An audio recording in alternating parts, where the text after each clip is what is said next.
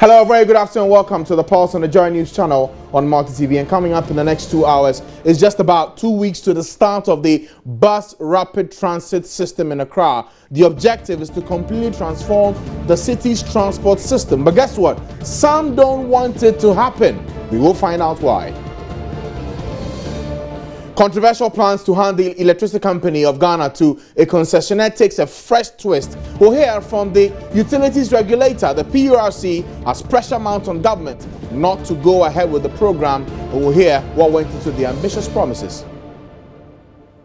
We'll also hear what went into the ambitious promises that went into the NDC manifesto. The man who led the research work speaks to us today here on The Pulse.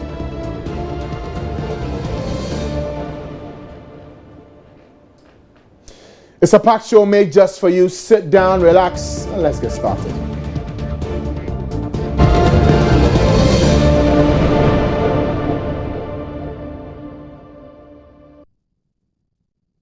And as always, your views and comments are welcome on this show. Look for us on our social media handles. Join us on Facebook and on Twitter. Send us a tweet with the hashtag #ThePulse. We'll be glad to share your thoughts with the rest of the world. My name is Francis Aban. Once again, you're welcome. Now, in a matter of weeks, Ghana will roll out its urban transport project. It seeks to completely overhaul transportation in the country's big cities. But big things, as they say, start small. So the implementing agency is beginning with the bus rapid transit system.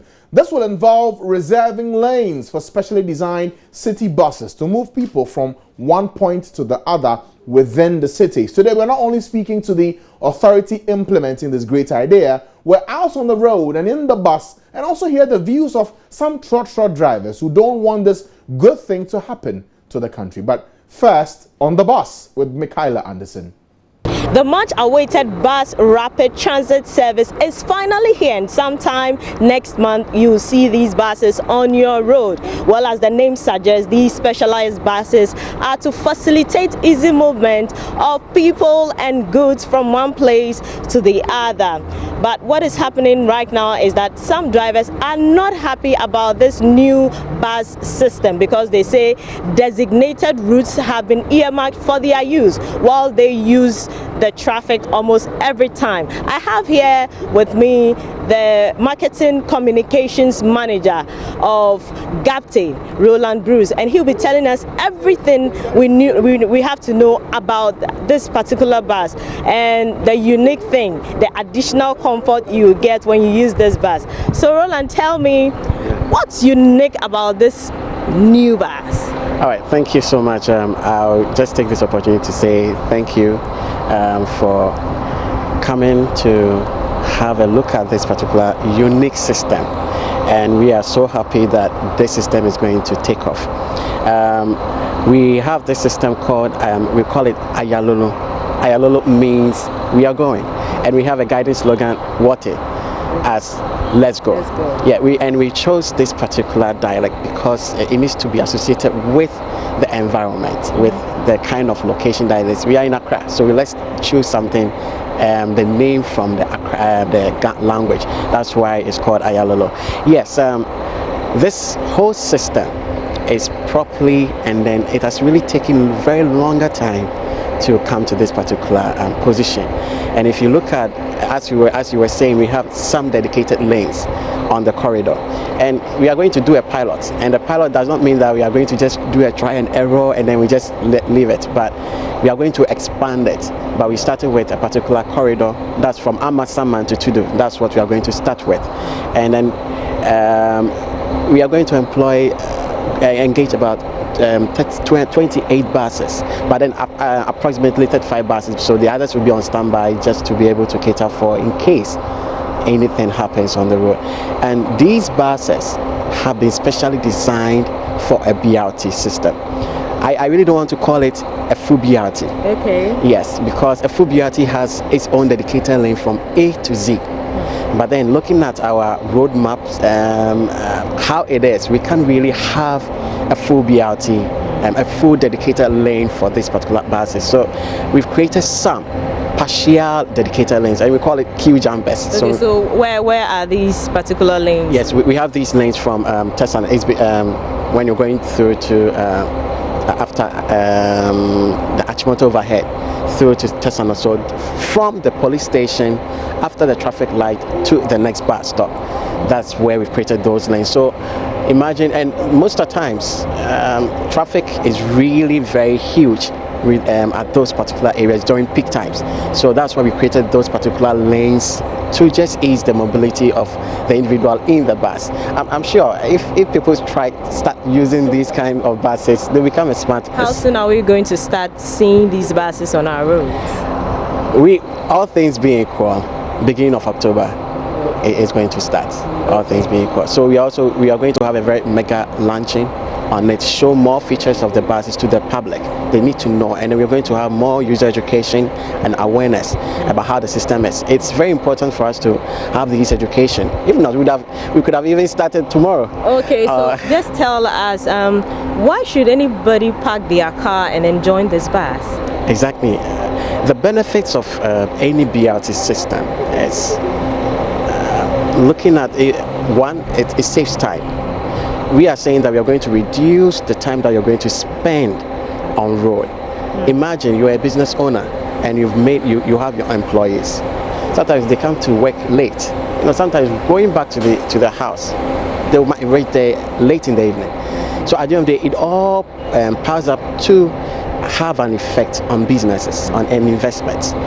Example, looking at the pollution in the air, it's through all these cars that we are having. The government can try his best, get funds to expand the roads. But no matter what, people are still buying cars. Cars are still coming in. And unfortunately for us, we are bringing more used cars. Those cars that they are being discarded outside, and we are bringing them here, and it's having effect on our atmosphere. And all these things are air pollution, and it's also having effects on us. Disguisedly, we might not know, but then it's all having all those kind of effects on us. At the end of the day, these buses, when someone can easily park the car and say, okay, let me join this public transport. If I'm on this, I'm in this particular bus and on my dedicated lane, I'm moving, no more traffic. And it will be so funny to find some people in traffic whilst this bus is also moving. That's why most drivers are not happy about this particular system. But let's get to see things for ourselves. Come with me. Let's hop onto this bus. I get the privilege to be the first media person to get on the bus. So come with me, and then we will continue the conversation.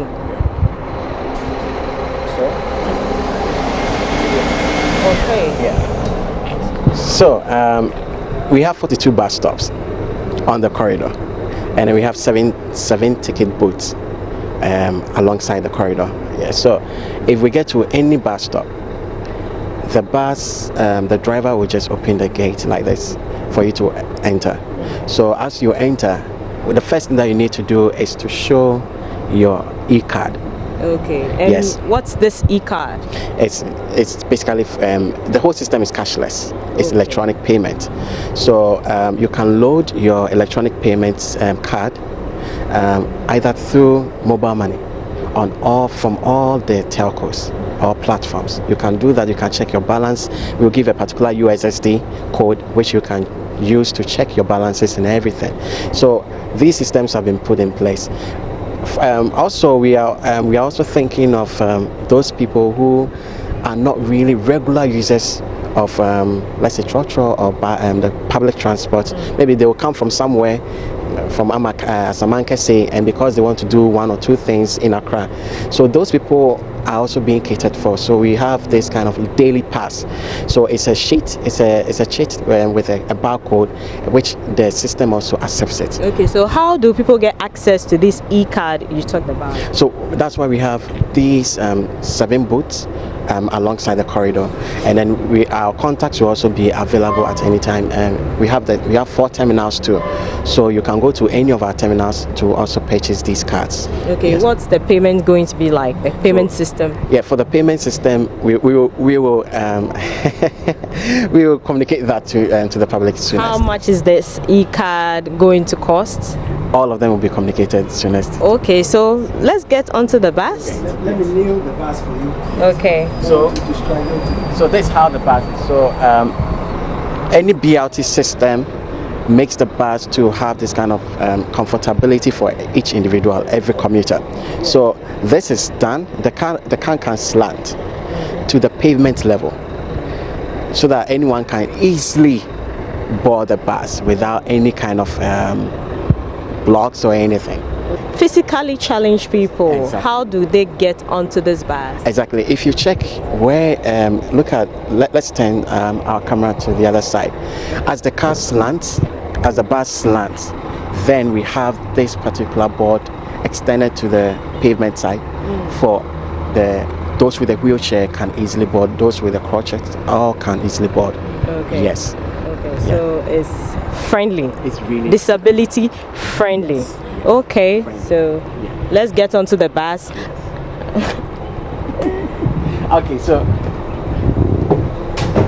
meet one of our drivers, and then what we did was we really trained the drivers.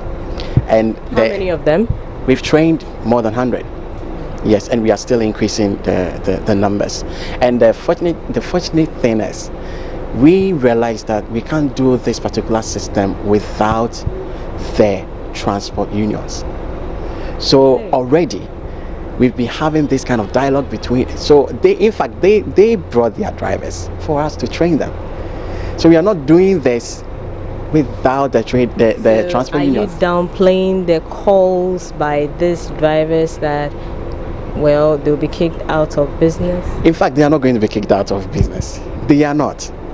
You see, a whole transport, public transport should really be encouraged, because that is what is really helping other states. BRT has been in the system for a very long time, and now even Africa, South Africa has tried it. It's working for them. Of course, when you are starting such projects, these kind of ideologies will be coming in, and we really understand them, and we can't tell them that no, what they are thinking is not true. Of course, they need to bring these things out, but then we need to also explain to them the benefits with this particular BRT system. Now Rwanda has started it, and it's really helping these countries. Nigeria has started it. It's really helping these countries. So we are not doing this leaving the transport unions. So we are working with TUC, Cooperative, and Protua. As we are speaking now, they are at our Achimota terminal. The depot. All the transport unions, they are there. We are having a training. Okay. So we are not leaving them. Okay, so let's continue. Yes. Immediately you get onto the bus, Great. do you give your ticket to the driver? No. So this is the validator. So we have an entrance validator and then an exit validator. Okay. Unfortunately, I don't have one of the cards with me. So you just show it on it. It's a magnetic. It's magnetic, so it can easily identify it. So if you have also the daily pass, the chit type, you just show it over here. So it reads the barcode. Then the turnstile will unlock for you to get inside. Okay, so Yeah. I don't have the pass, but we've can not I locked get it. inside? We've not locked it, so you can just. Okay, so I'm in the bus. So you are in the bus. And one interesting thing is the bus. One interesting thing is the driver have their own particular code. So when they come into the bus, they know the kind of bus they are going to use. They enter their password, and then it associates themselves with that identification. The bus associate itself with the driver because of their identification passcode.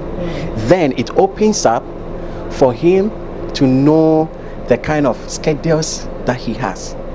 Already he has all those kind of schedules. This is cumbersome.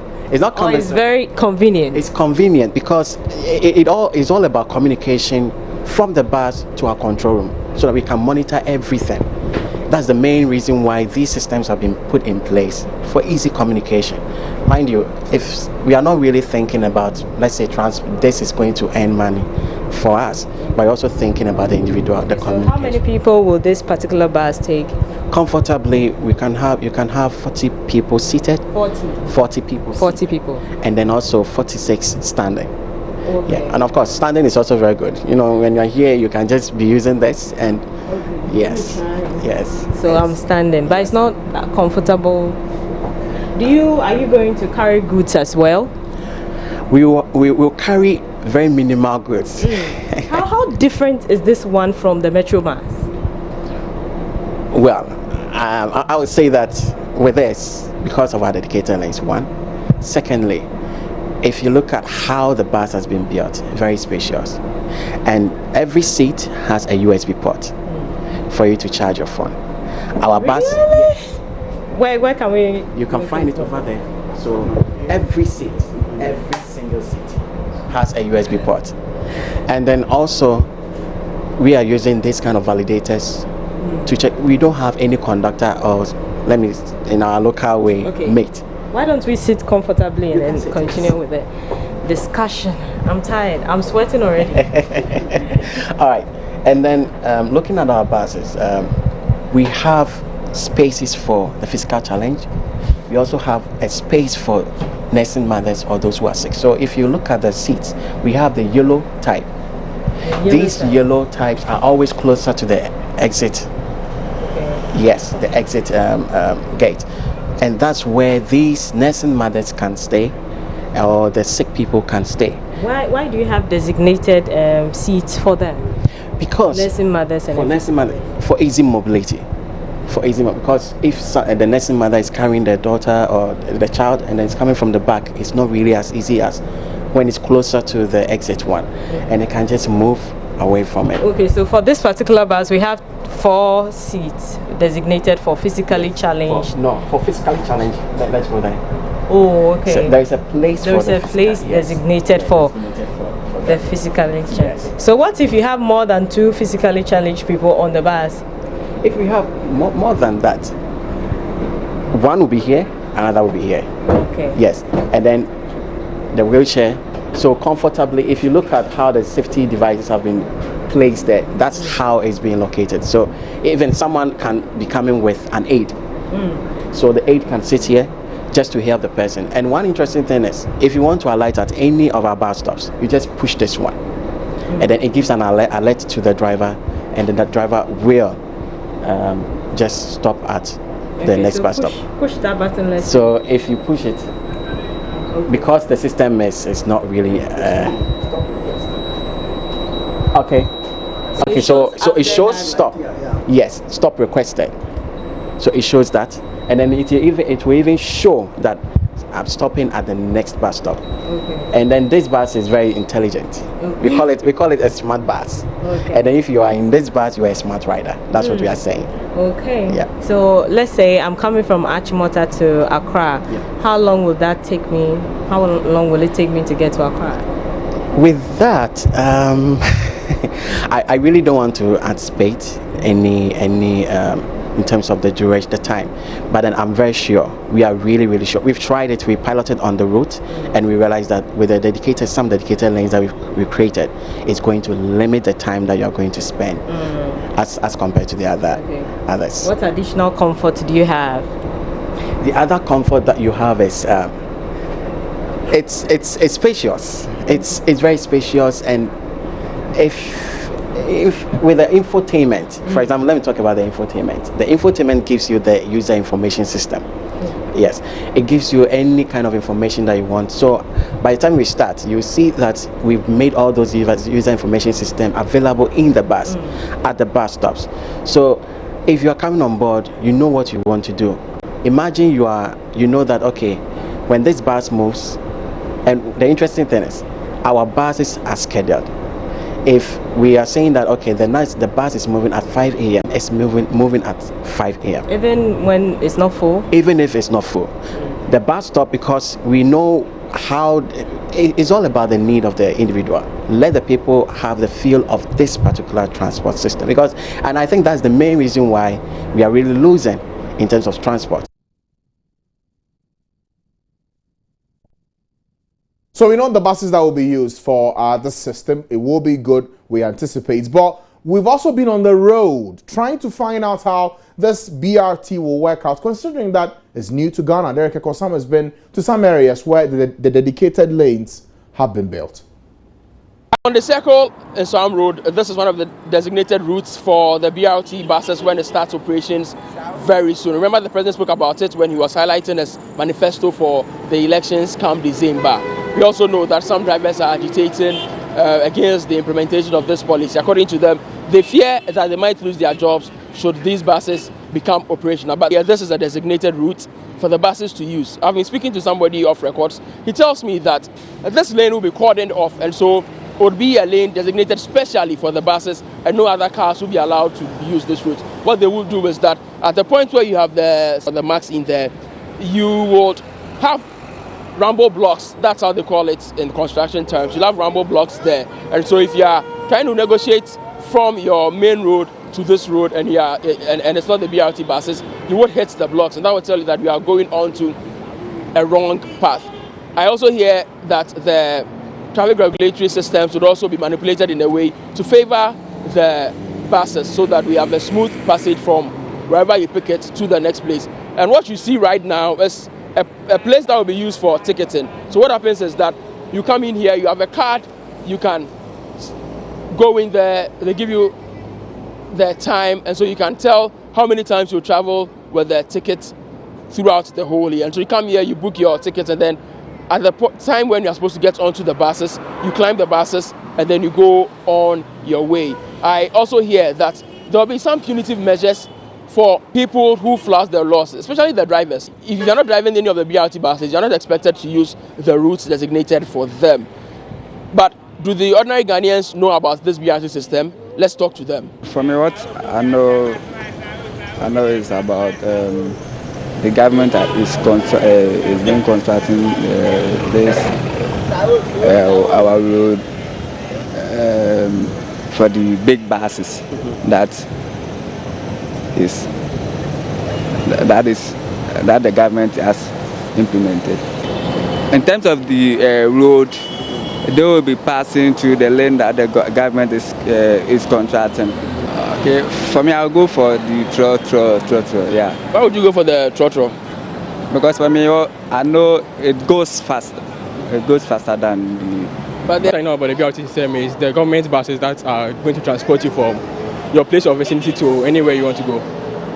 And do you think it's a laudable idea? Yeah, I think it's a good idea, because with the BRT, you know you are safe with the bus, because the government is going to pick experienced drivers. So you know with that one you are really safe. But some drivers think that the introduction of these buses mean that they will lose their jobs. What do you think? I think you're not going to lose your job if only you drive well, because you also have buses stations that have buses. So if the BRT is in, doesn't mean you're going to lose your job.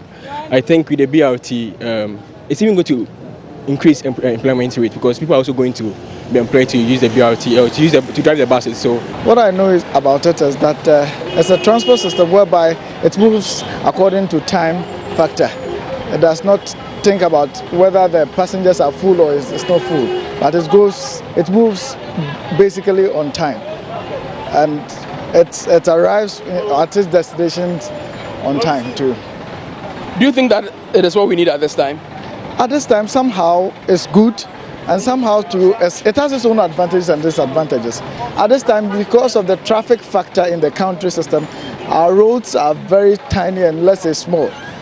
And then most of the workers, some of them don't use their own private cars. Even if you have your own private cars, the time that you reach at the office, maybe you'll be late. So with the rapid system, at least you know that 8 o'clock, if I set off by 9, I'll be at my office.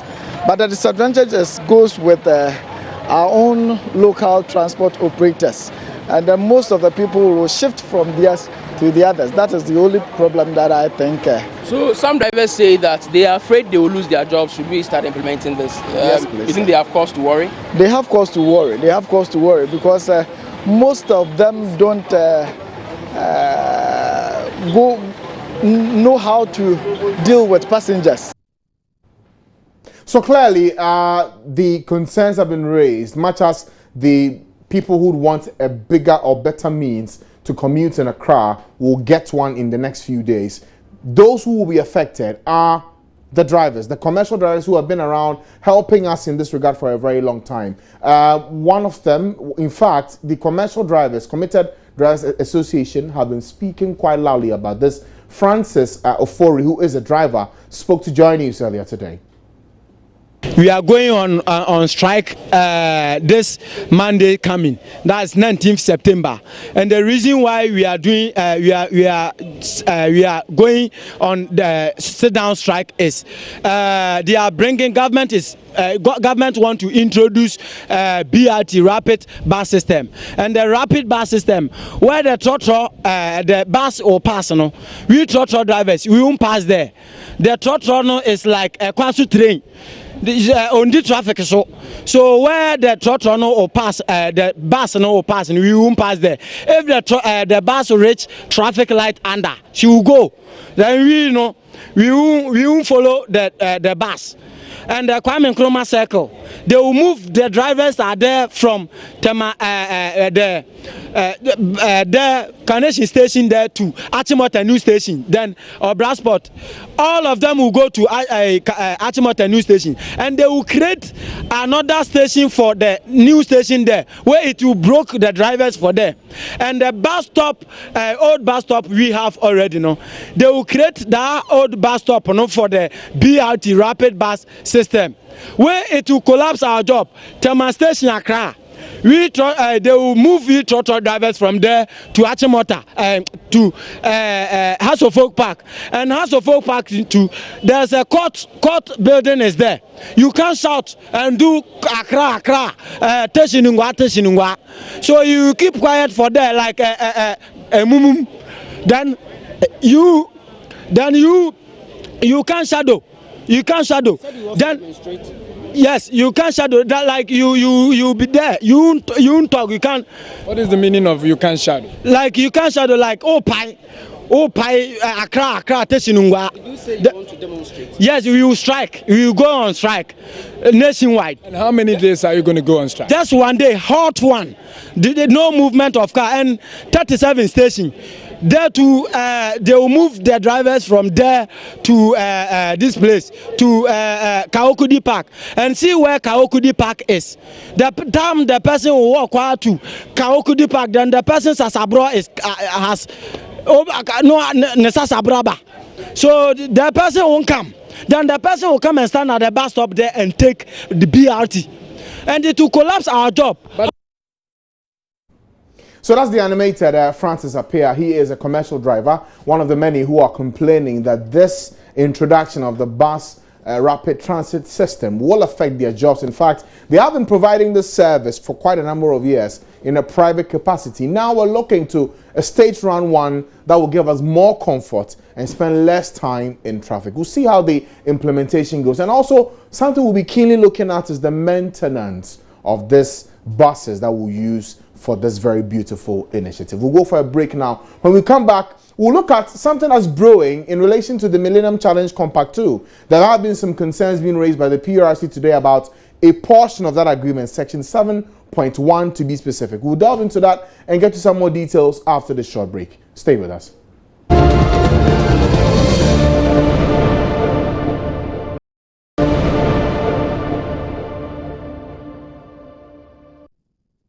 You're still watching The Pulse on the Joy News channel on Multi TV. Now, in the past 2 to 3 months, we've seen a lot of concerns being raised about the Millennium Challenge Compact 2. That's the one that's supposed to help us find a private concessionaire to take over the operations of the Electricity Company of Ghana in what is supposed to be a private sector participation agreement. But now questions are being raised about the propriety of some sections of that agreement, specifically the controversial Section 7.1, which says that all other conditions as set out in the agreement will have an overpowering dominion, or should I, for want of a better expression, it will supersede other laws that are in the country. This is what has triggered a new conversation with the Public Utilities Regulatory Commission, raising some concerns about it. They want some legal interpretation done, and MEDA to come clear and explain what that section of that agreement means. I sat down today with the Director of Public Affairs for the PURC, Nanaya Janto, to explain what exactly her concerns are. We've seen Section 7.1 that says that when the compact comes into force, the compact prevails over the domestic laws of Ghana. But when you look at Article 75 of the Constitution, it says that the president will sign a treaty, an agreement, and it has to go to Parliament to be ratified by a certain percentage. It does not say in the Constitution that when it is ratified, it supersedes the laws of Ghana. Number two, there must be some interpretation, and we should all know the spirit behind this clause in the compact. Because then it means that if this clause is not interpreted or dealt with, then it means at the end of the day it is above the Constitution, which is the supreme law of the land. It is above the labor law, which is going to govern what they do with their workers when they come in as a new company for electricity distribution. It is above the minimum wage. It is above labor commission law. It's above all laws. But we from the PURC, we regulate the transmission, generation, and gas transportation, as well as the distribution of electricity. And once it is not explicitly spelled that we cannot set tariffs, there is no way we are going to allow it to go like that, because we have said, and I heard that the media board said that has been resolved. It has been resolved in the sense that PURC is going to set the tariffs. We are going to provide benchmarks. We are going to provide the necessary regulatory tools for the new company to exist. But also, we need to look at that clause. Okay. We cannot leave the clause as it stands. Somebody should tell us that whilst we signed that compact, this is the reason why we put it in there. We should know whether it is an international treaty, international commercial, it is analogous to NATO, it's an analogous to the UN treaties and conventions. We should know what it is. What are the implications? Because some will look at it and say, you may be raising a valid point with Section 7.1 of the agreement, but what does this mean for the ordinary Ghanaian who's sitting at home and asking, what is this? This is what I've said. I mean, on the face of it, being a layman, if I pick 7.1 and I read it, it is telling me that every law, that even when they come and they commit a crime, the compact covers them. They say that compact, as it stands, supersedes the laws of Ghana. So then it is every Ghanaian. It is the law. I'm not a lawyer. So that is why I'm saying that I don't want to speculate. But seeing it from the face value, that is what it is. So whoever is involved in this compact, there is a media, there is a group, there are stakeholders, they should come and let us understand exactly what that clause means. So if MEDA says that this issue has been resolved, have they sat with PURC yes, we have, to explain we have been going backwards and forwards on it. We have established, and it has been established, that PURC is going to do the tariffs. PURC is going to work as PURC as far as the distribution aspect of the electricity provision is concerned. But we are saying that it has been resolved. Has it been resolved administratively, or it has been resolved legally, or what? This is a compact that is an agreement that has its basis in our constitution, is covered in our constitution. It has gone through all the constitutional provisions of a ratification and a resolution by Parliament. This clause is in there. What does it mean for all of us? It should be interpreted. I mean, nobody should let it go. It should come up and say, what is it? It is very, very important that we all know. Because one, they are coming to deal with workers. They are coming to deal with Ghanaians as consumers. Workers, there's a labor law. Does it supersede the labor law? Now, as it sits in the compact, in the compact, some have said that it means that it has the powers to say, I can set the tariffs. It will only be for PRC to look at it and say, let it go, and there will be no considerations for lifeline consumers. So for example, Netco, that has that ban. They are not part of Netco. Netco is not part of this one. Their jurisdiction. So for even so for ECG, so then the lifeline one. What if you are going now? You see, you are even bringing in a complication. Then it means that you want to tell me that they want to even change our tariff system, because we have a uniform tariff, a postage tariff around the country.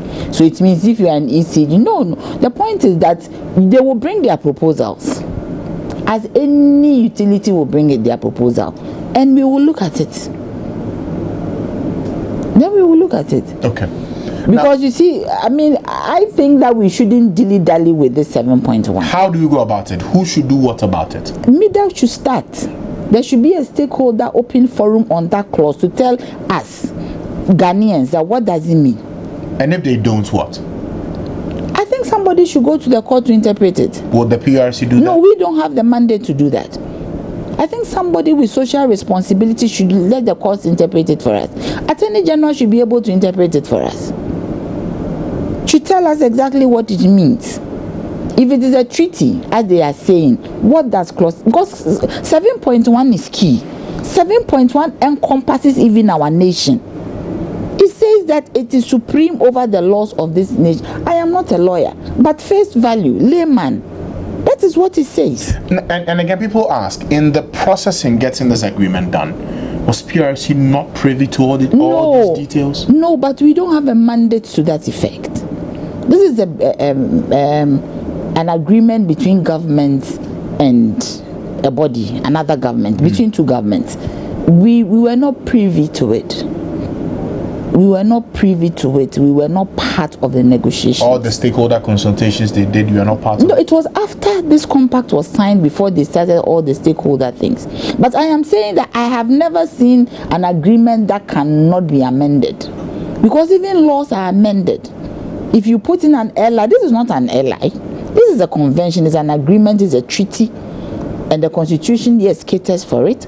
But if I have an ally, like the PRC ally, if there's a portion that has to be amended because we think that it is not working properly, like now we have our laws, we are moving to amend some of them because we realize that some of them are not punitive enough and it binds us and we cannot enforce.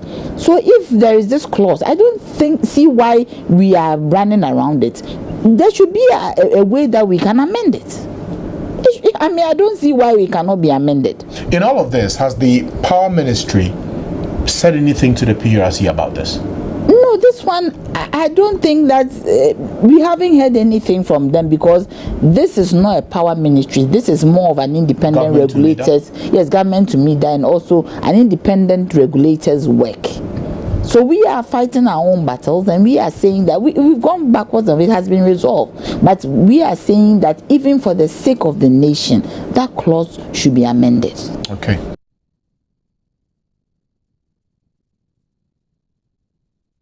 All right. Thank you so much. You're welcome.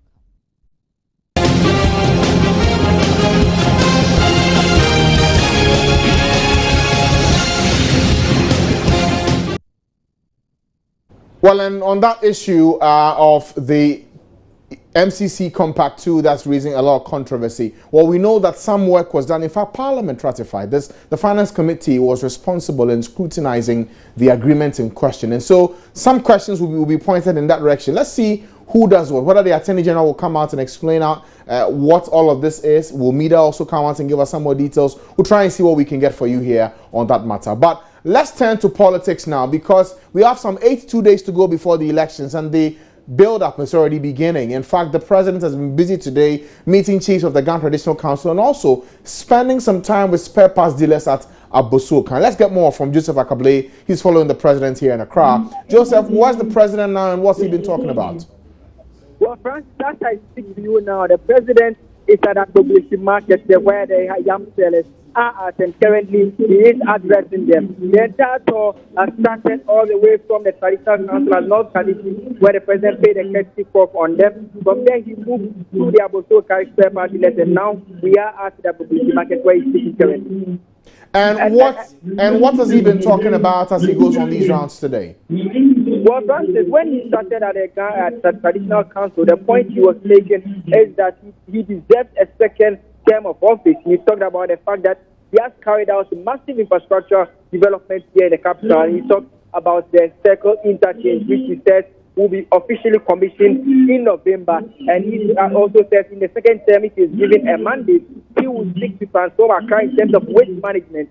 He says as a gateway city, it is important that waste management is taken seriously. So more compost plants to be provided across the country to ensure that waste is managed appropriately. He also talked about an interchange at Abosokan. He mentioned that at the Ghana Traditional Council. He also mentioned that again when he moved over to Abosokan to interact with the spare parts dealers. But one concern that the spare part dealers immediately raised has to do with the issue of taxes. And he has directed that their leadership should engage with the Ghana Revenue Authority to see how best they can address issues of tax affecting them directly. We also talked about the fact that in his next term of office, he intends to institute a yearly interaction with the Abuso Kai Fair House Dealers Association. He said it will take place once a year. So the very first one which will be taking place, which means next year, will be at the Flagstaff House, with the next one being taking place at the Abuso Kai Fair House Dealers. Now, currently here at the market, Abuso Market, where he's speaking to the yam sellers here, he has been talking about the fact that his government has done very well. He also started on the fact that the roads linking the market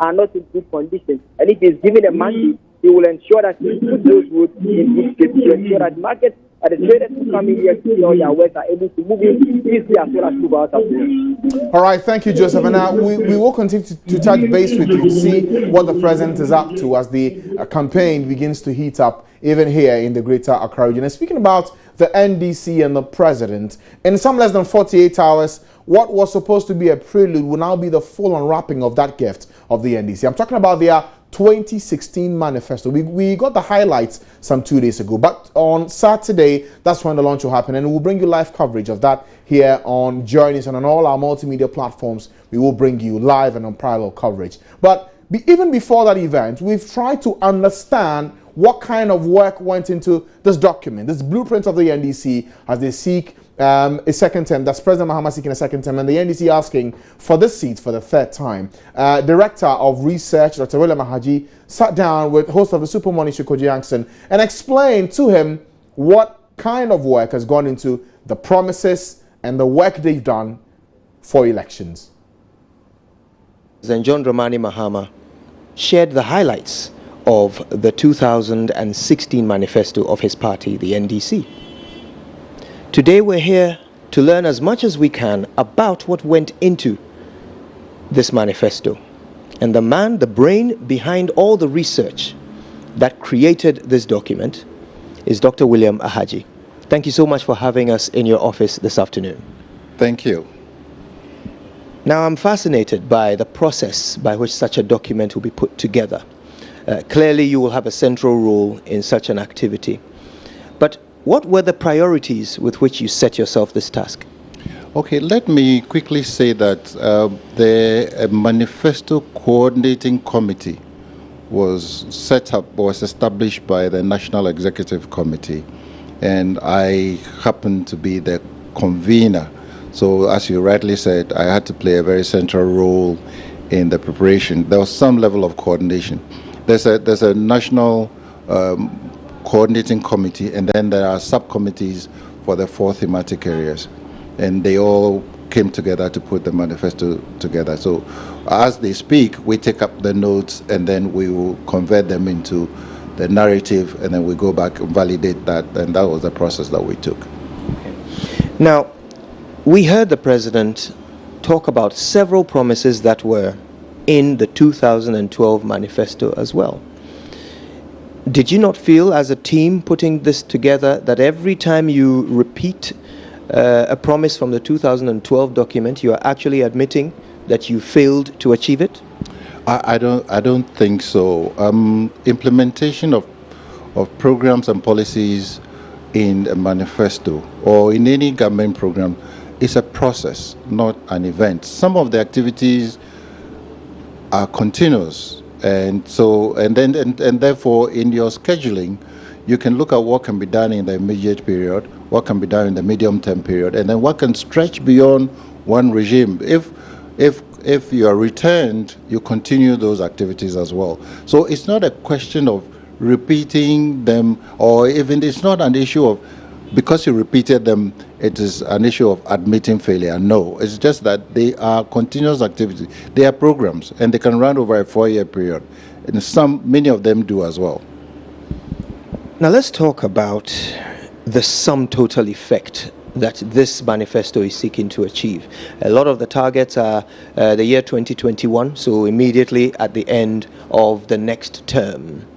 Now, Imani has done some assessment of what you have put together. They estimate that in order for all of these promises, let's say 70% of these promises to be achieved, you would have to spend something like $26 billion above budget to make this happen. From your perspective, as you were planning these and putting them together, how much did you cost this activity, all of this activity at?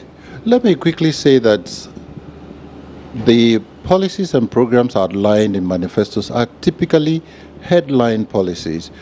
Once you assume the reins of government, you're going to drill down and do some level of costing.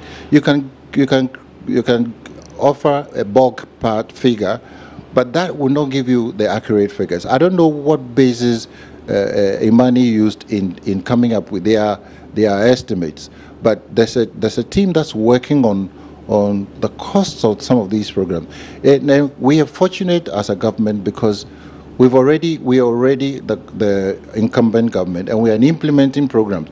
There are issues you can control. Some you can't control because there are impacts, global impacts, there are dynamics, local dynamics that can change the costs of projects. Sometimes, as you know, the projects experience cost overruns, not because the planning wasn't done well, because circumstances in the economy change. So I am not very sure how they came by their figures. I haven't read their report yet. We just moved out of yesterday's meeting, and as you are aware, I just got out of the meeting planning for our next trip to this thing. So yes, there are costs, and we've talked about them, and they are doable. And all of that, we are not even saying that they all be funded on the back of the public budget. No. In some cases, some of the policies allow for public-private partnerships, and some of them attract foreign investors as well, purely the PPP arrangement, but also we are allowing for, investors who will be interested in some of the projects that we have on offer. Of course, they will be calculating the returns on their investment. So there's a possibility that some of the costs will be met by the investors. All we need to do as a government is to create the appropriate policy environment for them to recover their investment and probably get some markups on their investments. Now, in the Imani document, they identify 3 potential risk areas over another 4 years of the NDC. They expect rising public debt. They expect waste and leakages. They expect slowing GDP growth. Now, they admit that these can be mitigated, but they suggest that if the NDC continues the next 4 years the way they did the last, then these are going to be the results of it. What in your manifesto is mitigating these potential risks? They're looking at what? Rising public debt, waste and leakages, and slowing GDP growth. Okay. Let me begin with the waste and leakages. You would have observed that we've introduced a program for managing public expenditure. You must have heard of the GIFMES, where we are moving away from transactions that are institution-based to running on an IT environment where some of the transactions, or a large number of the transactions, will be based on electronic payments, e-transactions. Now, the procuring institution will not directly come into, the payment will not directly be done by the institution, but it will be done on that platform. Now, that's a way of reducing the contact that lead to all of these issues about leakages. Of course, that's one way of managing the public fund. Then there are also pieces of legislation that are introduced to control public expenditure and then to avoid budget overruns by the institutions. Now, there will be a strict regime of budget approval and operating within your budget. So that, again, will be one way of avoiding the leakages. Now, the issue about growing debt. Now, I think that's the president had also, let me just add that we also want to move away from cash transactions generally in the economy. And if you heard the president, he was saying that we are moving towards a situation where there'll be, we'll be using plastic cards, or the transactions will be done, within a cashless context. So that's another way of avoiding somebody walking up to your office and is looking for, you pay the person through the banking system. That can also help in containing the leakages. Now, the issue about debt is that under this regime, we are looking at fiscal discipline, and on account of that, laws have been passed to limit government expenditure and indeed limit government's borrowing from the local markets and indeed across the borders. So those are ways of containing debt, but you can't say you would not borrow. Now again, if you borrow, it depends on what you borrow the money for, and if you can borrow so you invest and pay off the debt on the basis of the returns on the investment, there's nothing wrong with that. As to how we can establish a very acceptable rate between the GDP and the debt, that's something that we've demonstrated already. We've brought down the GDP debt ratio, and so it's something that we've already acquired. And for us, it's not going to be that. We've shown a lot. Sorry, did you say you brought down the GDP debt ratio? We've done that. Debt GDP ratio has come down. From when? Oh, I don't have the figures here, but at least the indicators are showing a downward trend, and therefore that derives from the level of fiscal discipline that you introduce. We are not borrowing as we used to do because there are conditions that we have to fulfill, and they will not allow you to borrow. Yes, we go for the bonds, we go for syndicated facilities, but the normal borrowing has reduced considerably. So we are looking at those ratios as well, and our effort is to depress them as much as we can to reduce the pressures on them. I'm curious about the laws you mentioned, the laws that you're putting in place to help manage debt. Can you talk us through some of them? Well, I think the most recent one was passed by Parliament. I can't recall that, but I can find that out. It's just about fiscal discipline and Fiscal Responsibility Act, basically, which obviously imposes an obligation on government to avoid borrowing unnecessarily and then not engage in extra budgetary expenditures, etc. So I think that's one clear case of legislation to control public spending. Now, at the beginning, you talked about the fact that a promise that has not been achieved from the 2012 manifesto is not an admission of failure. The truth is, the manifesto is what you offer the voter in exchange for their vote. The picture of the future that you offer them in exchange for their vote. And so every single thing you put in there is expected by the voter. So from your perspective as the one of the minds behind the creation of this new set of promises that you are offering the voter, last time around, what do you think your success percentage might have been? I'm glad you asked that question. I was going to say exactly that you can't, even if you achieved 80% of what you put in your manifesto, is good enough. Now, when you're doing, it's just like planning. You will make assumptions. You hold certain conditions constant, assuming that those conditions remain the way they are. You are likely to achieve a particular end. Things change. That's why even in budgets you make estimates for a particular year, and then events can change your public expenditure plans. In the same way, events can change. They could be local, they could be global. They can change what you intend to do. We didn't anticipate there was going to be a drop in commodity prices, our export commodity prices, the way they did when we put together the 2012 manifesto. We didn't anticipate the oil prices would dip as low as they did during this period of the implementation of the manifesto. So these always have a knock-on effect on the size of your budget, the stream of your revenue, and all of that. So they can have an effect on the implementation of some of the projects that you put in your manifesto, and they did. That's why I'm saying that yes, to some extent you do as much as you can and so we try to be very realistic in setting the targets so that you don't overshoot, the time within which you can implement those plans that you put together. Yes. So I had some conversation yesterday that, well, you see, if you didn't put up the 200 schools, then you failed. No, 123 out of 200, that's a good mark. Actually, I keep hearing 163. Yeah, well, even if we go up to 163, that's fine. But 123 is still a good mark. It's still a very good mark. And that is 123 under construction, not completed. Absolutely, absolutely. It's still a good one. So why didn't you just promise 10 complete and 123 under construction? Why did you promise 200? Normally, when you do your budgets, you, again, as I said, you anticipate a certain flow of income.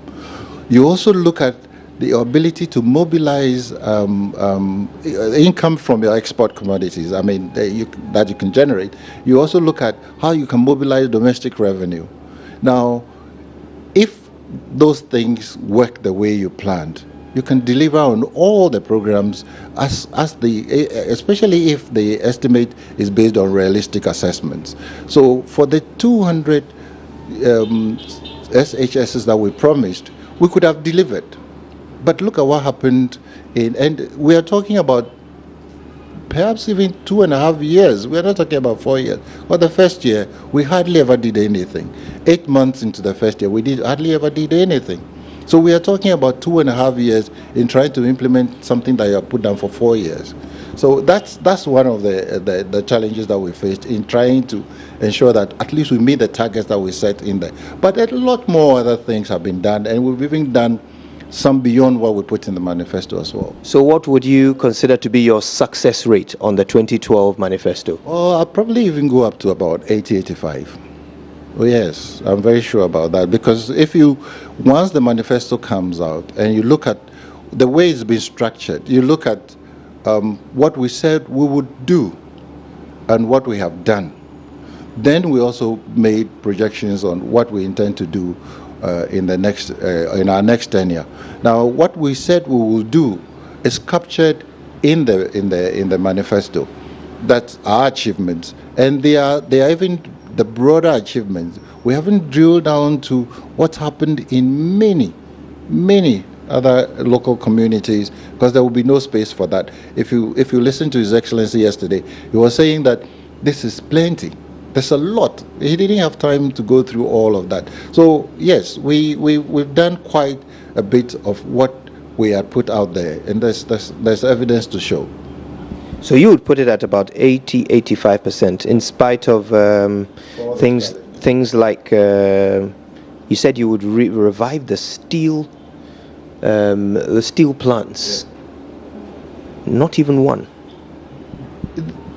It probably will fall into the undone piece of work, But I think that some of the things that you do with those things, it's not like what the president said yesterday.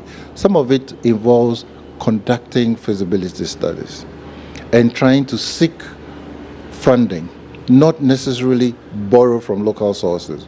So you need to prepare the package and make it attractive to investors. Yes, there's evidence that many offshore investors are coming to Ghana because it's beginning to look like a very attractive investment destination. So if it hasn't happened, we still have 2 months to go, or 2.5 months to go. It is possible we can still attract, because this quarter hasn't run out yet. It is possible we can still attract investors. So you would do the basic groundwork for some of those things. That's why I said that what's contained in the manifesto are headline things. Then you drill down the details once you assume office. Now you then prepare the packages for those who are interested in partnering you in implementing some of those projects. But then you also, on the basis of what you can mobilize locally, you can begin some of those projects. If you don't mobilize the revenue, you can't spend. I'm just curious about your assessment and placing it at about 80 to 85%. It seems quite ambitious. I mean, the steelworks is only one example of the things you didn't do.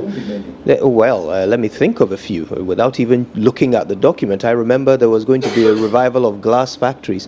You were going to allow for DCEs to be voted for. In the agric sector, my goodness, several things and initiatives that you were going to do. And in one of the years of the 4, agric actually experienced negative growth. How are you able to, look at all of this and say 85%? You can't judge the success of the agric sector by using figures only.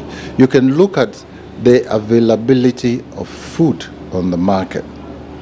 You're also looking at the level of food security. In some contexts, food is unavailable and is the driver of inflation.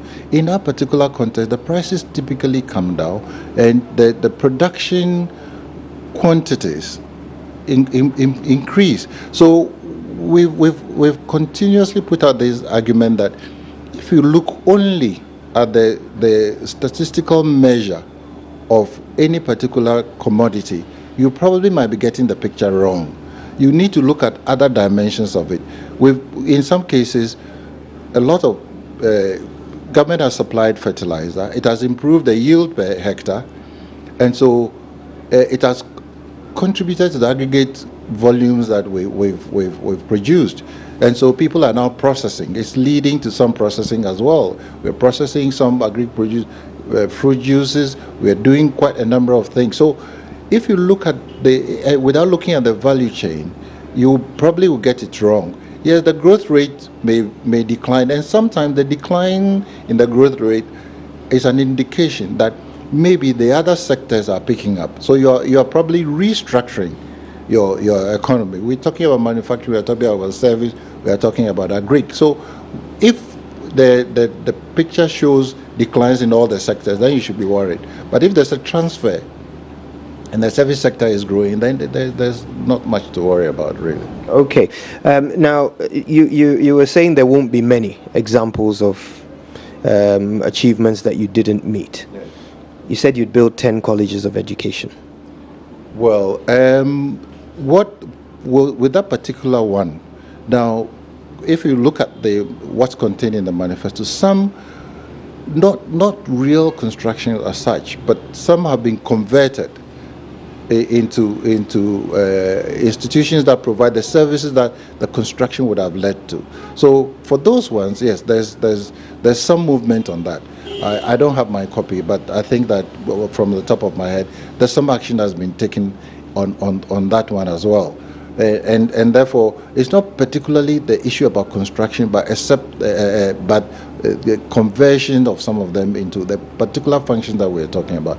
And as you probably also know, the policy that we introduced about standing down the allowances and allowing more people to move into this institution has yielded basically the same result. And let's say that you don't have to rigidly implement everything in a manifesto if, on assumption of office, you come to the realization that some of them can better be provided in an alternative manner. It happens to all political parties. It's not just NDC.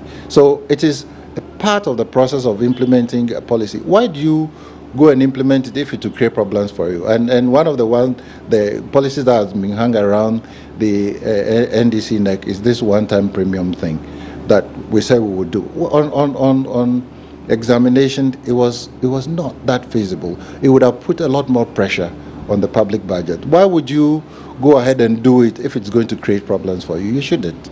Well, minds like yours put together that document. Were you not able to tell at that time that you were suggesting something that's not feasible? But that's the point I'm making, that, you see, the premium is not the largest proportion of the revenue for the national health. It's just about 5%. So you can easily do that. You can easily do that. But sometimes for expediency, you try to backtrack on some of those policies.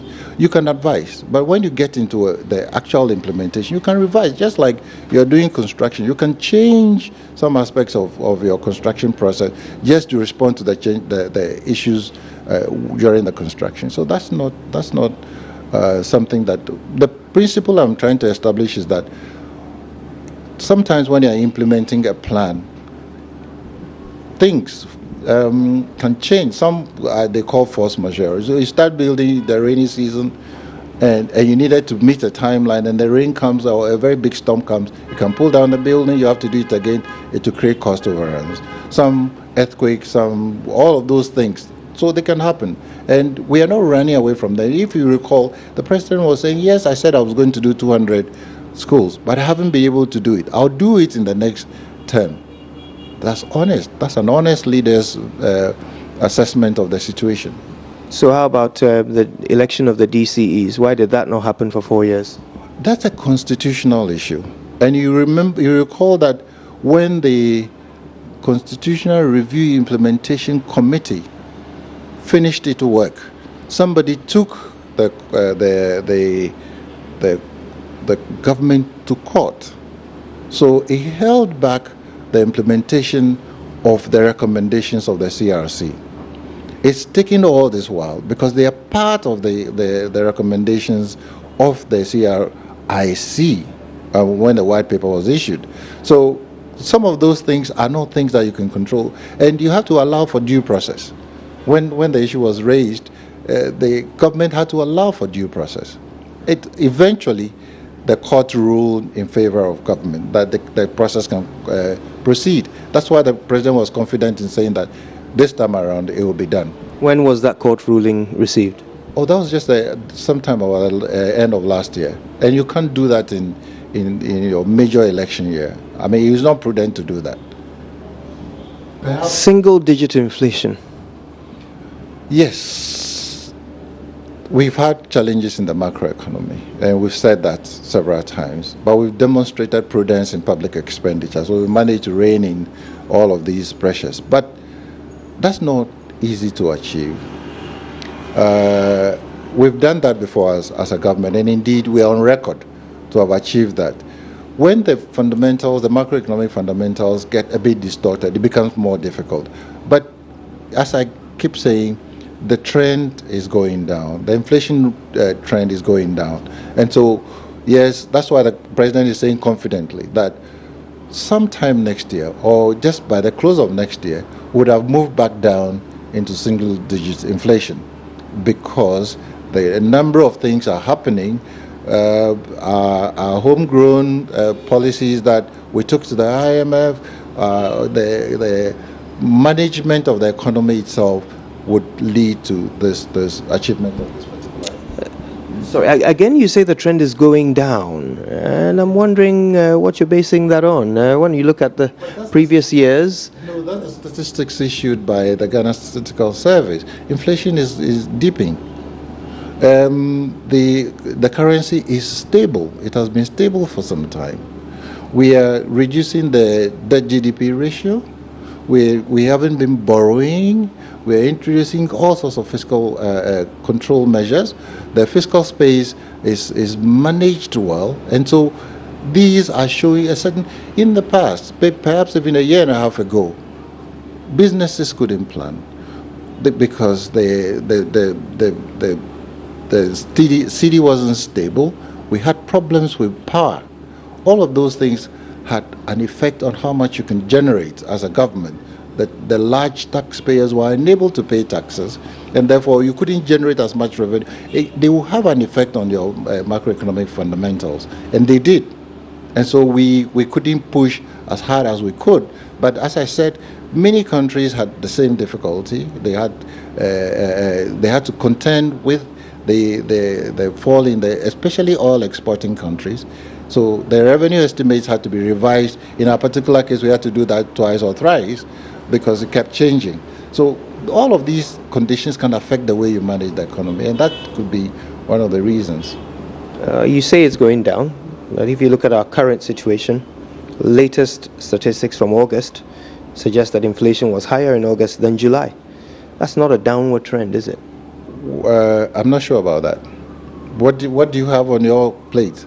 Because we are moving that we are close to 16.4 basically now, and it was higher in August. No, I'm talking about August to July. So September is not over. But at least. So yes, we've got some kind of insight into the kind of work that went into the manifesto, one for 2012, and what's being outdoored this Saturday in the Bonafo Regional Capital Sunyani. We'll bring you all that you need to know about that launch here on this channel, so you can only stay with the best. Why settle for less when you can have the best? Well, still ahead here on the show, there's a lot of trouble brewing in the United States, and it's not about Trump and Hillary. No, it's about a teacher whose curse is causing a lot of trouble and has become viral on social media. We'll look at that debate is sparking after the break. Stay with us. Outfits there at class, they're a little tight.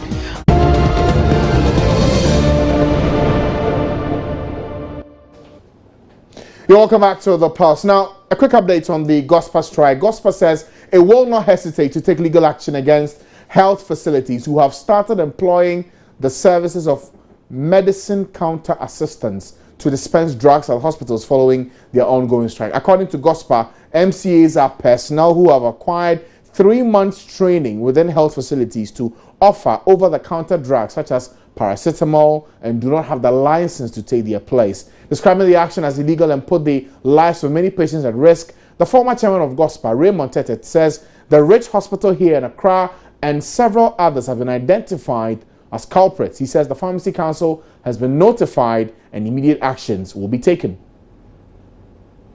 We are worried because the staff being used to dispense and provide medications are not qualified.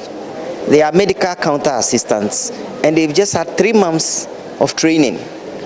So you can't compare this to people with 4-6 years of training who are on the job.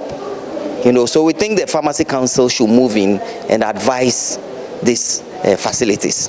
We have said that we are providing emergency services. So there should be pharmacists, at least in these facilities to handle the emergencies.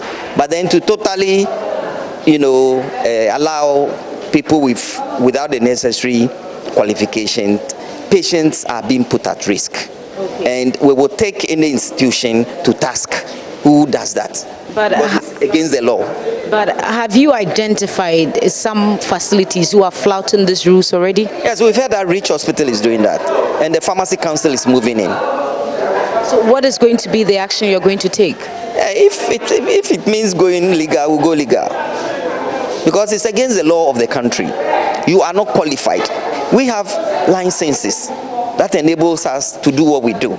So if you let somebody who is not qualified to do the work and you are on towards problems, then it means the administrator of the facility will have to answer. We think it is not right. Meanwhile, Joy News' Matado Omega has been to the Kolebu Teaching Hospital to assess the looming healthcare crisis that awaits especially HIV patients as well as those with critical needs when Gospa intensifies their strike at the end of next week. This is the Kolebu main pharmacy where pharmacists dispense drugs to patients seeking health care on a regular day. You find this place filled to its capacity, but today, as you can see, the pews are all empty. The counters are also empty. It looks more or less like a deserted office, but no, some days ago this place used to be very active, but today marks exactly 11 days Gospa declared a nationwide strike. Over 600 members of Gospa decided to embark on this decision following government's failure to address issues concerning their interim market premium, their great structure, as well as their conditions of service. These, according to Gospa, has prolonged for over 6 years, and government doesn't appear to be listening to Gospa. As you already know, NLC has dragged Gospa to court in a bid to get them to return to work. But that doesn't appear to move Gospa at all because they do not intend coming back to work. Already on Tuesday, they gave government a 10 days ultimatum where they are saying that if these conditions, if these issues are not addressed for them within this 10 days, they are going to intensify the strike action. Intensifying it means they are going to withdraw inpatients and emergency services. And you can imagine how critical that will be for a health facility, a referral point like Kolebu, how they will deal with these issues. So this is a section of the Kolebu pharmacy. Like we said earlier, patients with critical conditions are still being seen here at the pharmacy. So I'm taking you through to this room where patients with critical conditions are being taken care of. On a typical day, we see about 300 patients. There are those that we are putting on treatment for the first time, and there are those who are doing their refills. Now, a lot goes into seeing a patient. The initiation, where we put a person on antiretroviral therapy, the counseling and the dispensing can take us an hour and a half. That can be the fastest. We will take into consideration language barriers, the sicknesses that the person has been through. As we are doing pharmacy, we are doing counseling, psychology and everything is there. Because we need to win the person over to our side to accept to take antiretrovirals for life. And you are well, pronto. So let's take you back to your demand. So after 8 days, if these issues are not addressed, what becomes the fate of these people? These drugs that you dispense here, can they find it outside? I hope and pray that this will not go beyond the 8 days, because these medicines are not available in the private pharmacies to buy. Let us not forget stigma issues. So I just hope that whatever it is that we are asking for, we'll be given a full package. Look at me, I've been doing this for years and I think I am tired. So it's not that I don't support the strike, I support the strike. But the population that we have, today we are running an adolescent clinic. They are getting ready to go to school. And so for the sake of these young ones, I am here, I am dispensing. So beyond 8 days, I'm going to go with the group. The group says we are withdrawing total. And I think I should be able to toughen myself enough and we see what happens. But I just pray that it doesn't get to that point. How critical will it be for these patients if they do not get these regular drugs? If they don't, the virus will replicate. The immune system will be destroyed. They will start falling sick. Resistance will set in. Resistance sets in means that the medicine that we have put them on may not work effectively, and then we'll have to switch the entire regimen to another set of regimen. There are cost implications. The person's health, because the person is going to deteriorate. The medicines that have expired, that have resistance has set in, we'll have to switch it to a new one. Now, first set is not as expensive as the second set. The first set is easier to take than the second set. Side effects with first set is less than second set. So you see where we'll be drifting to. As we sit here now, our stores are locked. The medicines are supposed to be air conditioned. So the longer we stay away, the worse the temperature in which we are storing. Our medicines have expiry dates. We are supposed to be working so that we don't have expired products. If we have closed our doors, it means that we'll have stocks that will expire. We'll have stocks under the wrong temperature. And then when we take the effect on the human beings, as I have said earlier, it will happen. So there are very good reasons why this should be stretched beyond the 8 days. So we are still here at the Kolebu main pharmacy, where we just chanced on this gentleman here, and he appears to be seeking some help. Let's find out from you, what exactly are you here for? Actually, I'm here for medicine. I'm coming to buy medicine for my small boy. Yeah, and as I entered inside, the security there told me that they were on strike, which I don't know anything about it. Yeah. Did they give you any reasons? No, actually, she just told me that they were on strike, so I don't know anything about what she is doing. And are you coming from home, or this is a prescription a doctor has written for you? Actually, I'm coming from home, but it's a prescription that doctor has route for me to come and buy.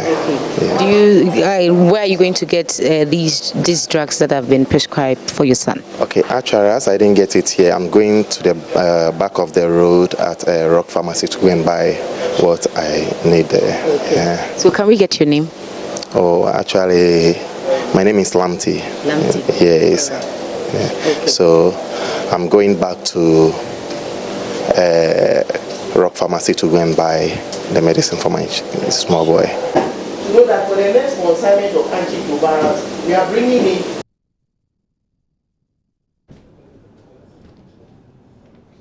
So clearly, the impact is being felt, and especially for the HIV patients. Let's see what happens between NLC, Gospa, and government on the concerns they're raising over the interim market premium. We'll go for a break at this point, but there's still that matter we will discuss here on the show. It's in relation to that woman who teaches in a classroom in the United States, but her curves are now becoming the biggest talking point. It's causing a lot of outrage on social media and in the United States. That's still later here on the show. We'll bring you more on that story. But we'll pause now, come back and bring you sports. Stay with us.